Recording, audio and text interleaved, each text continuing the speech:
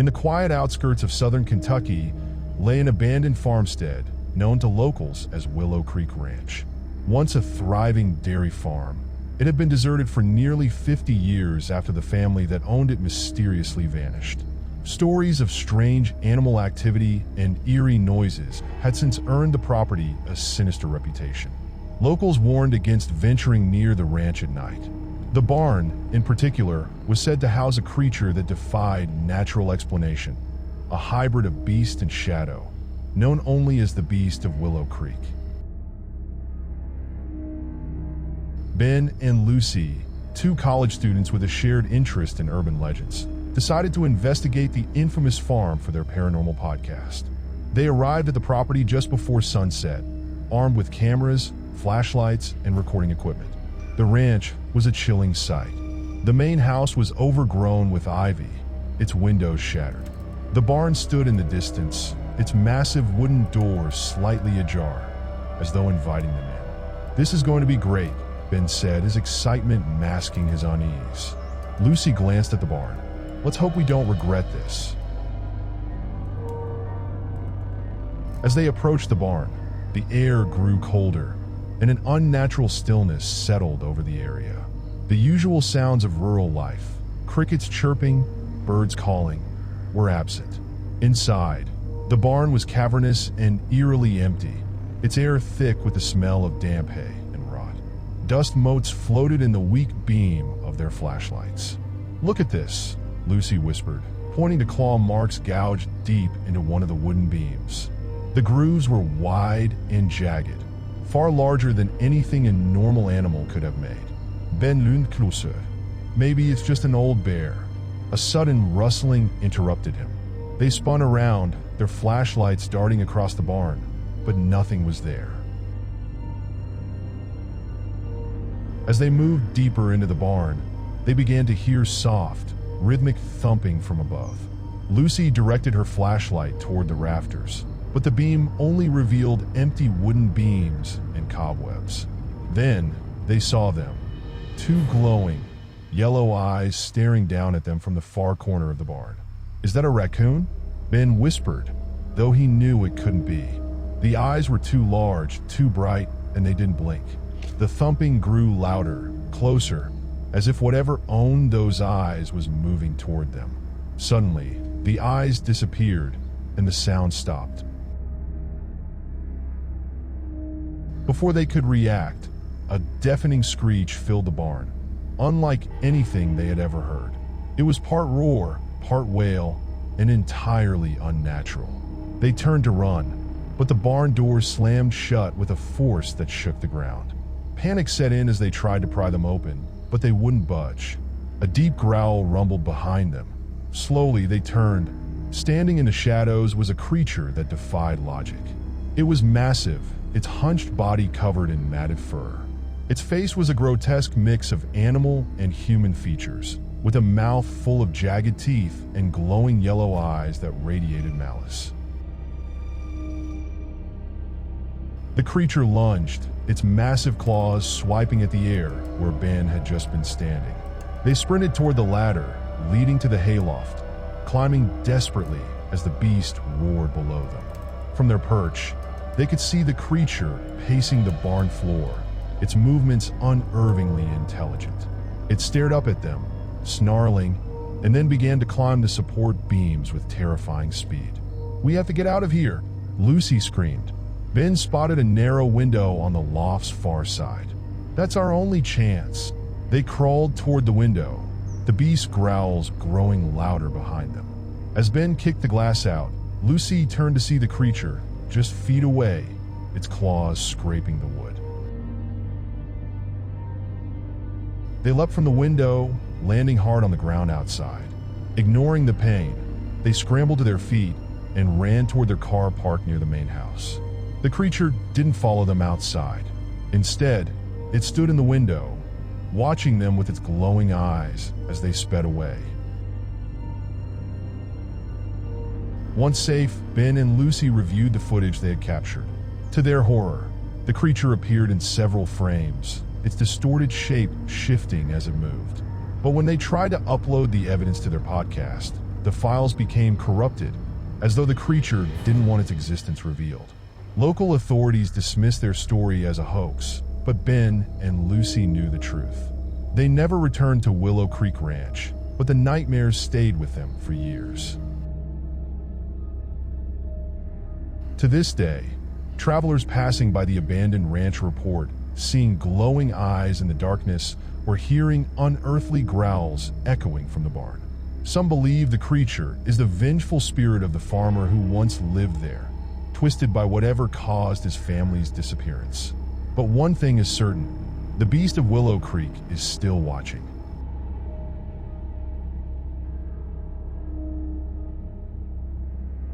Hidden deep in the Appalachian Mountains is a stretch of dense forest known as Shadow Ridge.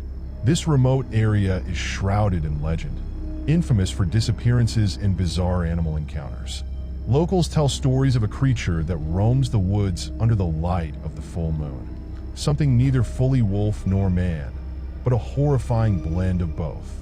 They call it the Wraith Hound, a beast said to stalk its prey with supernatural cunning. Hikers who have ventured into Shadow Ridge often return with wild stories, if they return at all. Jake and his two friends, Mia and Eric, were experienced outdoors enthusiasts who dismissed such tales as mere folklore. Seeking an adrenaline-filled weekend, they decided to camp in Shadow Ridge during the full moon. "We'll see more wolves than ghosts," Eric joked as they hiked through the forest. They reached a secluded clearing just before sunset and set up camp. The forest was eerily quiet, save for the occasional rustle of leaves and the cool evening breeze. "I don't like how still it is," Mia muttered, scanning the tree line. Jake shrugged, probably just the wildlife keeping their distance. That night, as they sat around the campfire, the silence was shattered by a distant howl. It wasn't the high-pitched call of a wolf or coyote, but a deep, guttural sound that seemed to reverberate through the trees. "That's bigger than a wolf," Mia said, her voice trembling. Eric waved it off. "Just a big dog, maybe." Jake frowned, but said nothing. He had heard wolves before, and this was different, primal, almost mournful, as if warning them to leave. As the howls grew closer, they decided to retreat to their tent. In the dead of night, Jake woke to the sound of heavy breathing outside the tent. His heart pounded as he listened, the breath slow and deliberate, as though something massive was standing just inches away. "Mia, Eric," he whispered, shaking them awake. "Do you hear that?" Mia asked, her eyes wide with fear. Suddenly, the tent's fabric bulged inward, as though something was pressing its nose against it. They froze, too terrified to move, as a low growl rumbled through the air. Jake grabbed the flashlight and shone it toward the shape.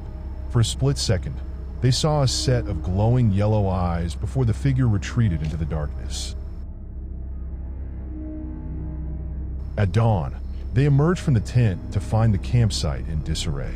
Their food supplies were scattered, and the ground was covered in massive paw prints, far larger than any wolf's. "We should leave," Mia said, her voice shaking. Eric hesitated. "It's just an animal. If we stay together, we'll be fine." Reluctantly, they agreed to stay one more night, though an unspoken tension hung in the air. That evening, the forest grew unnaturally dark. The full moon hung low in the sky, its light barely piercing the canopy. As they sat around the fire, they heard the howl again, closer this time.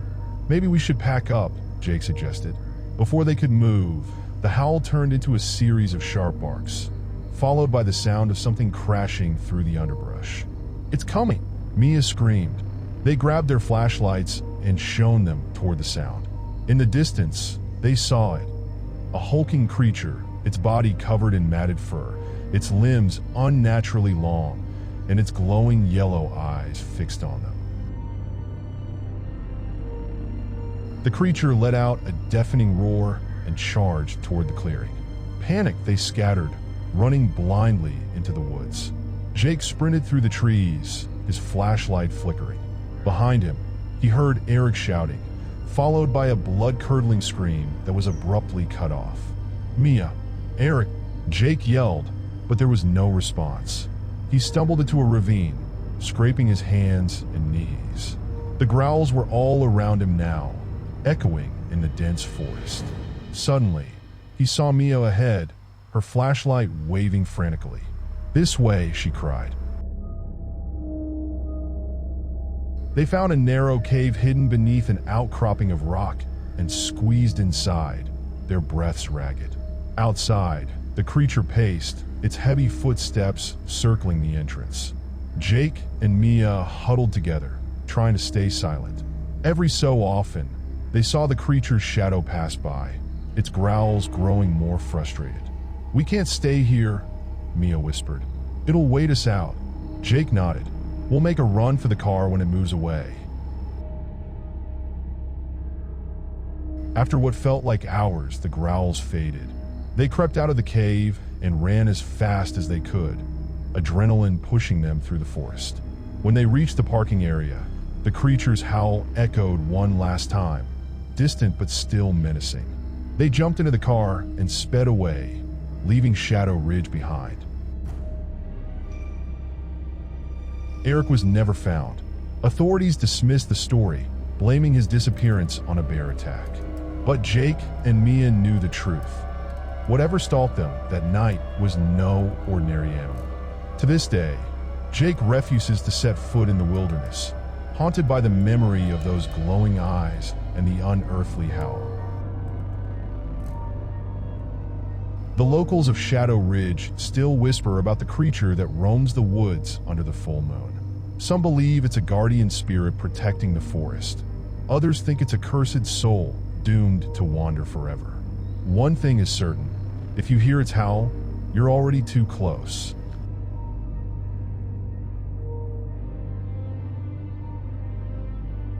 Nestled deep in the forests of northern Maine is Blackwater Lake, a pristine body of water surrounded by dense pine trees. Its surface is so still it reflects the sky like a mirror, earning it the nickname the Silent Lake. Despite its beauty, the lake harbors a chilling legend: a monstrous serpent said to dwell in its depths, large enough to capsize boats and drag its victims under. Locals call it the Maw of Blackwater. Though dismissed by most as folklore, there are stories of missing swimmers, overturned boats, and fishermen who returned to shore pale and trembling, refusing to speak of what they had seen. Emma, her fiancé Mark, and their two friends, Sarah and Josh, rented a lakeside cabin for a weekend getaway. They had heard the stories about Blackwater Lake, but laughed them off as old fishermen's tales. People just want an excuse for losing a big fish, Mark joked as they unloaded their gear. The first day was idyllic. They swam, fished, and enjoyed the serene beauty of the lake. But as night fell, an uneasy stillness settled over the area. The usual sounds of crickets and frogs were absent, replaced by an oppressive silence. The next morning, Josh decided to take the rowboat out to fish. The others stayed behind, sipping coffee on the dock. After an hour, they noticed the boat drifting aimlessly in the middle of the lake. "Is he napping?" Sarah asked, squinting at the distant figure slumped in the boat. Emma frowned. "Josh," she called out. No response. Mark grabbed the binoculars. "Something's not right," he muttered. Through the lenses, he saw that Josh was sitting unnaturally still, his face pale, his eyes wide with terror. "Josh!" Mark shouted again. This time, Josh snapped out of his trance, fumbling with the oars. When he returned to shore, his hands were shaking. "What happened out there?" Emma asked, alarmed. I don't know," Josh stammered. "I felt something bump the boat. It was huge, bigger than anything I've ever seen. And then I saw it, just under the surface, eyes like headlights, staring at me." The group decided to stay out of the water for the rest of the day, but as the sun set, Mark grew restless. "Come on, it's probably just a big fish," he said, grabbing the flashlight. "Let's take the boat out and prove it." Reluctantly, Emma and Sarah agreed to go with him, though Josh refused, still shaken from his experience. They rowed out to the center of the lake, the flashlight cutting through the inky black water. The beam revealed nothing but floating debris and the occasional ripple. "This is pointless," Sarah said, shivering. Suddenly, the boat lurched violently, nearly throwing them overboard. "Did you feel that?" Emma gasped. Before anyone could respond, something massive hit the boat again, this time with enough force to crack the wood. The flashlight fell into the water, casting an eerie glow beneath the surface. That's when they saw it. A massive, snake-like creature coiled just beneath the boat, its scales glinting like dark metal. Its head was monstrous, with glowing eyes and a mouth lined with jagged, needle-like teeth. It let out a deep, guttural hiss that vibrated through the water, sending waves lapping against the boat. "Row!" Mark shouted, his voice breaking. They paddled frantically, the creature circling them like a predator, toying with its prey. Each time it passed, it bumped the boat, its immense size causing the water to churn violently. Just as they neared the shore, the serpent lunged. Its massive head emerged from the water, jaws snapping shut inches from the boat. Josh, who had been watching from the dock, threw a rock at the creature, shouting to distract it.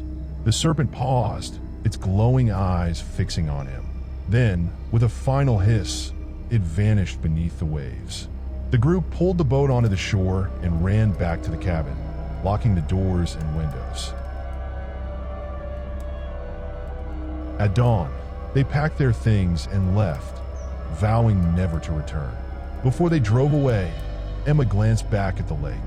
Its surface was perfectly calm, reflecting the morning sky like nothing had happened. But near the shore, she noticed a ripple, as though something massive had just submerged. To this day, Blackwater Lake remains a favorite spot for adventurous swimmers and fishermen, despite its dark reputation. Most dismiss the stories as exaggerations, but those who have encountered the maw know the truth. The beast is real, and it's still waiting beneath the surface.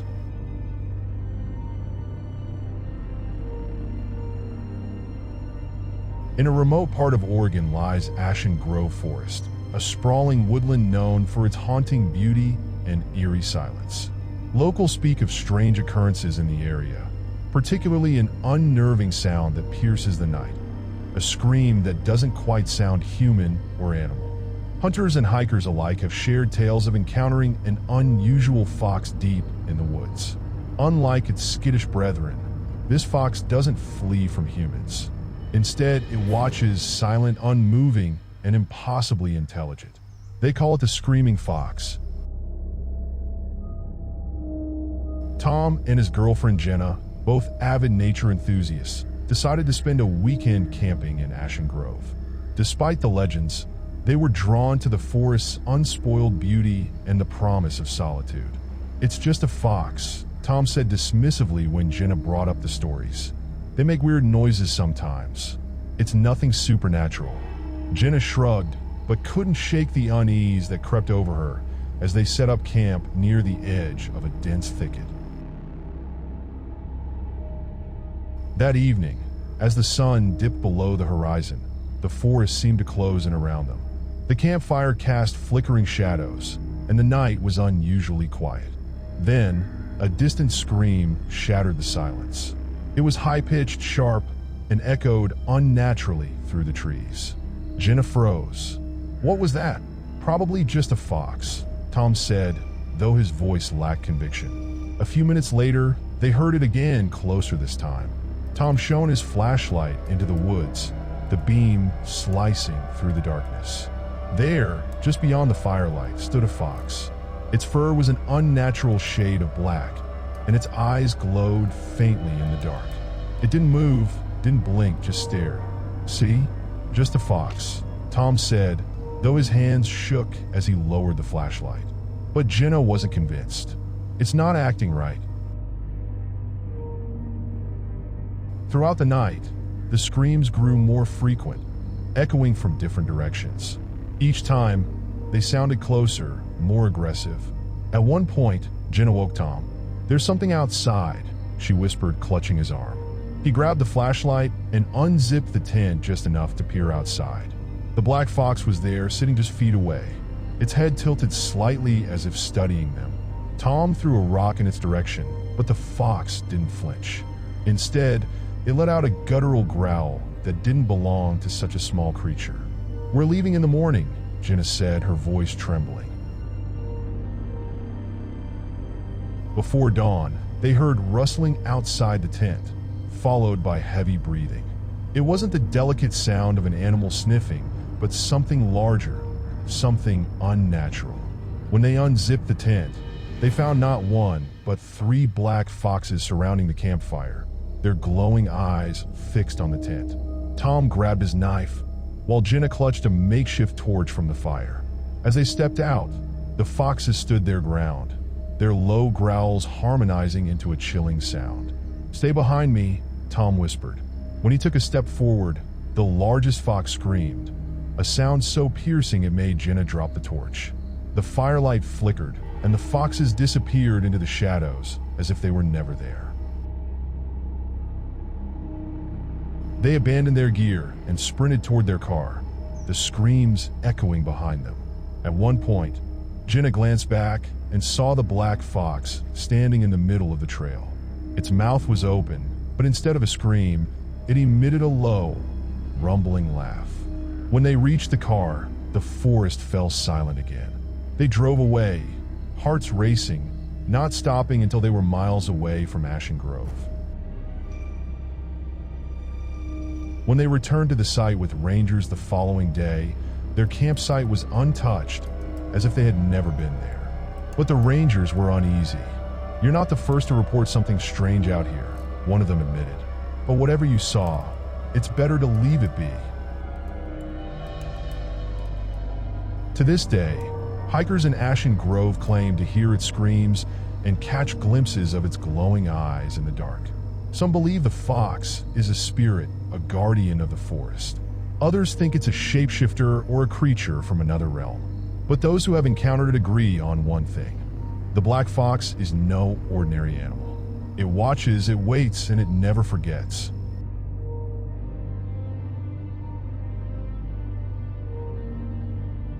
Deep in the heart of Montana lies Velvet Hollow, a sprawling forest famed for its lush greenery and abundant wildlife.